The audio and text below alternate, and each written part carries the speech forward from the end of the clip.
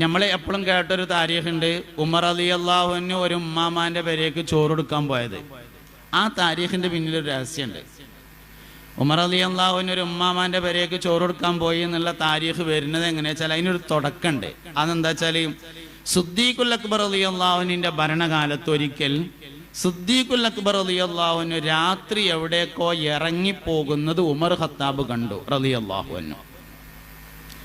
എവിടേക്കാണ് സിദ്ദീഖ് പോണത് എന്ന് അറിയാൻ വേണ്ടി സിദ്ദീഖ് റളിയല്ലാഹു അൻഹു പിറ്റേ ദിവസം പോകുന്ന സമയമായപ്പോൾ ഉമർ റളിയല്ലാഹു അൻഹു മരത്തുമ്മ കയറിയിരുന്നു.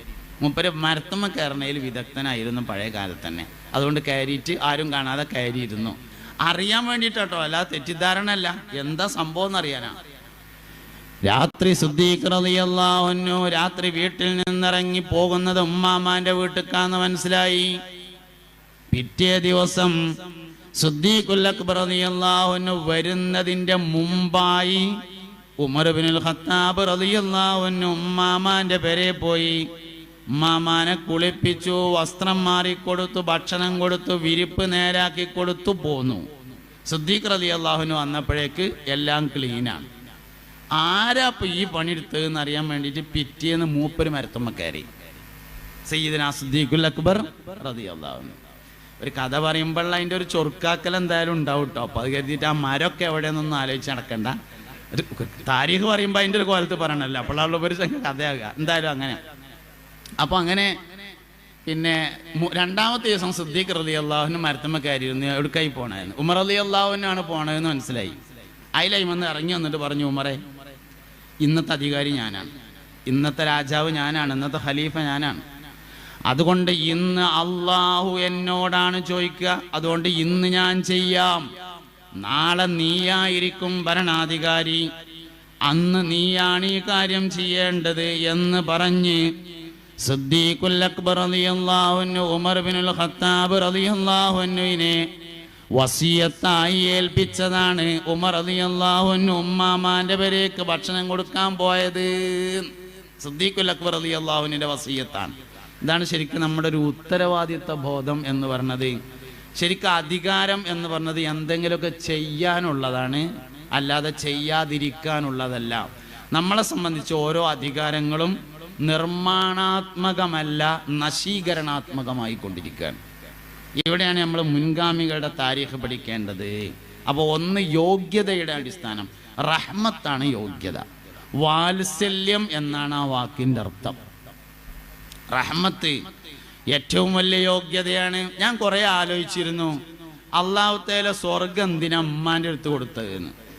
ശരിക്കും നമ്മളെല്ലാ സാധനവും വാപ്പാൻ്റെ അടുത്താണ്. യൂണിഫോമിൻ്റെ പൈസ വാപ്പാൻ്റെ അടുത്താണ്, സ്കൂളിലെ ഫീസ് അടക്കാനുള്ള പൈസ വാപ്പാൻ്റെ അടുത്താണ്, മൊബൈൽ വാങ്ങാനുള്ള പൈസ വാപ്പാൻ്റെ അടുത്താണ്, മോട്ടോർ സൈക്കിളിൻ്റെ പൈസ വാപ്പാൻ്റെ അടുത്താണ്, സ്കൂളിൽ നിന്ന് എന്തെങ്കിലും കുരുത്തക്കേട് കാറ്റി പോന്നാൽ അതിൻ്റെ ഫൈൻ അടക്കാനുള്ള പൈസയും വാപ്പാൻ്റെ അടുത്താണ്. സ്വർഗം മാത്രം ഉമ്മാൻ്റെ അടുത്ത്. അൽ ജന്നത്തു തഹ്ത അഖ്ദാമിൽ ഉമ്മഹാത്ത്. സ്വർഗം ഉമ്മാൻ്റെ കാലിൻ്റെ ഓട്ടാണ്. അപ്പോൾ എന്തിനായിരിക്കും ഇത് നബി തങ്ങൾ സല്ലല്ലാഹു അലൈഹി വസല്ലം ഉമ്മാൻ്റെ അടുത്താണ് എന്ന് പറഞ്ഞത് ഞാൻ കുറേ ആലോചിച്ചിരുന്നു. പിന്നെ എനിക്ക് മറുപടി കിട്ടി. എന്താ വെച്ചാൽ ഉമ്മാൻ്റെ അടുത്താവുമ്പോൾ എളുപ്പം വാങ്ങാൻ പറ്റും, ബാപ്പാൻ്റെ അടുത്ത് അങ്ങനെ തന്നെ എളുപ്പം കിട്ടൂല. ഇമ്മാൻ്റെ അടുത്ത് സ്വർഗം കൊടുത്തിട്ടും ഒരാൾ വാങ്ങിയില്ലെങ്കിൽ പിന്നെ ഓന 5 നയ പൈസ കൊണ്ട് പറ്റൂല. അതുകൊണ്ടാണ് ഉമ്മാൻ്റെ അടുത്ത് കൊടുത്തത് എന്നുള്ളതാണ്.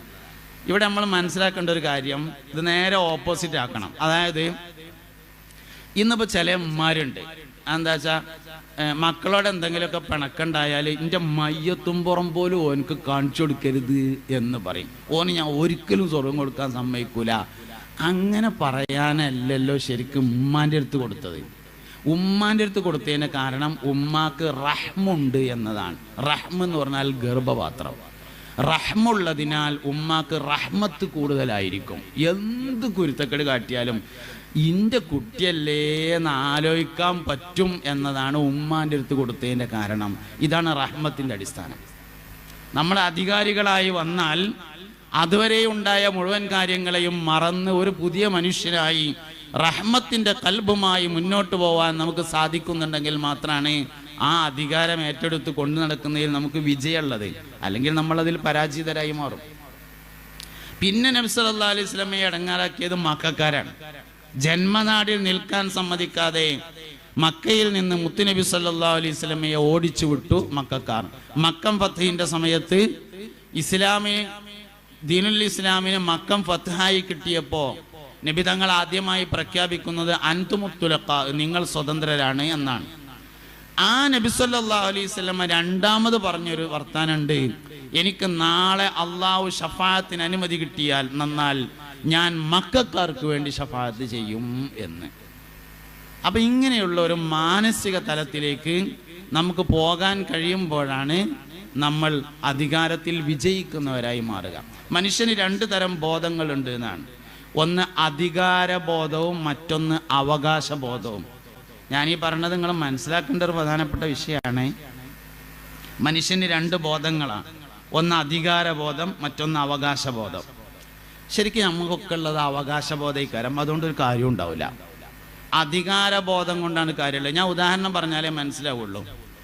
21 വയസ്സായ ഒരു കുട്ടീൻ്റെ നമുക്കൊരു മകൻ ഉണ്ടെന്ന് വിചാരിക്കാം. എന്തെങ്കിലും ഒരു കുരുത്തക്കേട് കാട്ടി നമുക്ക് എന്താ തോന്നുക?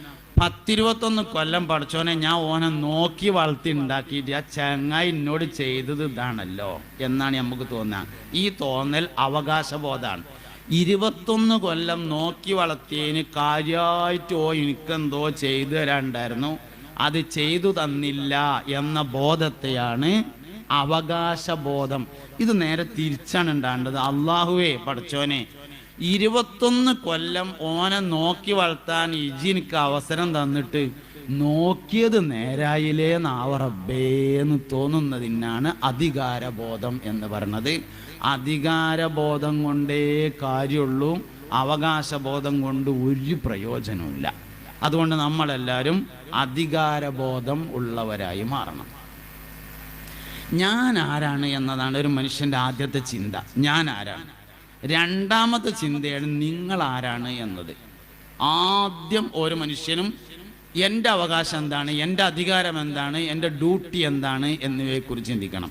ഷാഫി ഇമാം റളിയല്ലാഹുവിനെ പറ്റി പറയുമ്പോൾ നമ്മൾ പറയലുണ്ട്, ഷാഫി ഇമാം റളിയല്ലാഹു മുഹദ്ദിസാണ്, ഷാഫി ഇമാം റളിയല്ലാഹു മുഫസ്സിറാണ്, സയ്യിദുനാ ഇമാമുനാ ഷാഫി റളിയല്ലാഹു ത്വബീബാണ്, ഇമാം ഷാഫി റളിയല്ലാഹു സാഹിത്യകാരനാണ്, ഷാഫി ഇമാം റളിയല്ലാഹു കവിയാണ്, ആബിദാണ്, ആലിമാണ്.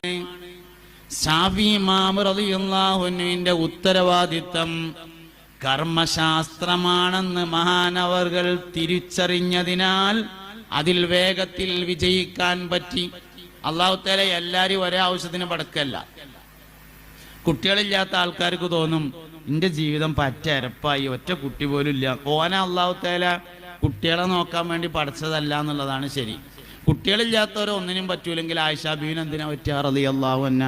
ആയിഷാ ബീവി കുട്ടികളില്ലല്ലോ. ആയിഷാ ബീവി റളിയല്ലാഹു അൻഹ കുട്ടികളെ നോക്കാൻ വേണ്ടി പഠിച്ചതല്ല. 2368 ഹദീസുകളാണ് ആയിഷാ ബീവി റളിയല്ലാഹു അൻഹ റിപ്പോർട്ട് ചെയ്തത്. കുട്ടി ഉണ്ടായാൽ നടക്കൂല. നമ്മളൊരു സങ്കല്പം അനുസരിച്ച് പറയാട്ടോ നടക്കൂല എന്ന്, ഓലെ ചെറുതാക്കാൻ വേണ്ടി പറയല്ല. കുട്ടി ഉണ്ടായാൽ നടക്കൂല എന്നുള്ളത് നമുക്ക് നമ്മളൊരു സങ്കല്പം അനുസരിച്ച് ആലോചിച്ചാൽ പറ്റുമല്ലോ. ആയിഷാ ബീവി റളിയല്ലാഹു അൻഹ അല്ലാഹു തആല പഠിച്ചിട്ടുള്ളത് കുട്ടികളെ നോക്കാനല്ല. അതന്നെ സംഗതി. ഓരോരുത്തരെയും അല്ലാഹു തആല ഓരോ ആവശ്യത്തിന് വേണ്ടിയിട്ടാണ് പഠിച്ചിട്ടുള്ളത്. ഞാനിപ്പോൾ സാലിം ഫൈസി, എനിക്ക് മനസ്സിലാവണം അല്ലാഹു തആല എന്നെ എന്തിനാ പഠിച്ചതെന്ന്. എല്ലാവരും ഒരേ ആവശ്യത്തിനല്ല. ഇത് മനസ്സിലായാൽ വേഗം വിജയിക്കാൻ പറ്റും. എങ്ങനെ മനസ്സിലാവുക? മനസ്സിലാവുക രണ്ട് രൂപത്തിൽ മനസ്സിലാവും. ഒന്ന്, റബ്ബാനിയായ ആളുകളുടെ ഉത്ബോധനങ്ങൾ വഴിയായി മനസ്സിലാവും. ഒരു സ്വാലിഹായ മനുഷ്യൻ അല്ലെങ്കിൽ ഒരു വലിയായ മനുഷ്യൻ, ഒരു ആബിദായ മനുഷ്യൻ എന്നോട് പറഞ്ഞു ഈ ഇന്ന പണിയെടുത്തോ എന്ന് പറഞ്ഞാൽ മനസ്സിലായി അള്ളാഹ് എന്നെ പഠിച്ചതാ ഇനയിക്കാരെന്ന്. അങ്ങനെയാണ് ഖാജ മുഈനുദ്ദീൻ ചിസ്തി അജ്മീരി റളിയല്ലാഹു അൻഹു അജ്മീറിൽ വരുന്നത്. 90 ലക്ഷം ആൾക്കാർക്ക് കലിമ ചൊല്ലിക്കൊടുത്തു എന്ന് പറഞ്ഞാൽ ചില്ലറ നമ്പറാത്. എന്തേ കാരണം?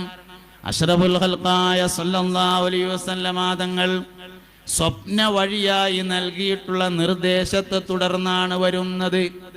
റബ്ബാനിയായ ആളുകളിൽ നിന്ന് അറിവ് ലഭിക്കുന്നതാണ്. അള്ളാഹു നമ്മളെ കൊണ്ട് ഉദ്ദേശിച്ച ഡ്യൂട്ടി എന്താണെന്ന് മനസ്സിലാക്കാനുള്ള ഒന്നാമത്തെ വഴി. പക്ഷെ എല്ലാവർക്കും നടന്നോണമെന്നില്ല. രണ്ടാമത്തത് എല്ലാവർക്കും നടക്കും. അതാ ഇനി പറയാൻ പോണേ. രണ്ടാമത്തെ എന്താ? നമ്മളെ എവിടെയാണോ അള്ളാഹു സുബ്ഹാനഹു വ തആല നിർത്തിയിട്ടുള്ളത് അതന്നെ ഇക്കാരം ഇന്നെക്കൊണ്ട് അള്ളാഹു തആല വിചാരിച്ചത് എന്ന് മനസ്സിലാക്കി അതിൽ മുന്നോട്ട് പോകുക. കുറെ മുന്നോട്ട് പോകുമ്പോൾ ചിലപ്പം ആളെ മാറ്റി നിശ്ചയിക്കും. അപ്പം നമുക്ക് മനസ്സിലായി അതല്ല ഉദ്ദേശിച്ചത് ഇതാണ്. അപ്പം അതിലേക്ക് വേണം. അതിനെയാണ് നിൽക്കുന്നതിൽ 100 മാർക്ക് വാങ്ങുക എന്ന് പറയുന്നത്. ശരിക്കും അതാണ് വേണ്ടത്. ഇപ്പം എനിക്കിങ്ങനെ തോന്നുകയാണ്, ഞാൻ സാലിം ഫൈസി മഹാനവർകളായി എനിക്കിങ്ങനെ തോന്നുകയാണ്, ഒരുപാട് ക്ലാസ്സുകൾക്കൊക്കെ പോകുന്നുണ്ട്, എനിക്ക് ഒരു പുതിയ ഫോർച്യൂണർ കാറും എൻ്റെ വാപ്പാക്കൊരു പെട്രോൾ പമ്പും അതിന് ഇഷ്ടം പോലെ പൈസ ഇഷ്ടം പോലെ എണ്ണടിച്ചോന്ന് വാപ്പാൻ്റെ നിർദ്ദേശം ഉണ്ടെങ്കിൽ കുറേയും കൂടിയൊക്കെ ഫുൾ ടാങ്ക് എണ്ണടിച്ചിട്ട് ക്ലാസ് എടുത്തുങ്ങാണ്ട് ഇങ്ങനെ പോകാമായിരുന്നു എന്ന് തോന്നുന്നതിൽ ഒരർത്ഥമില്ല. പിന്നെ എന്തേ ഉള്ളൂ, അങ്ങനെ ചെയ്യാൻ എന്നോട് പറഞ്ഞിട്ടില്ലല്ലോ.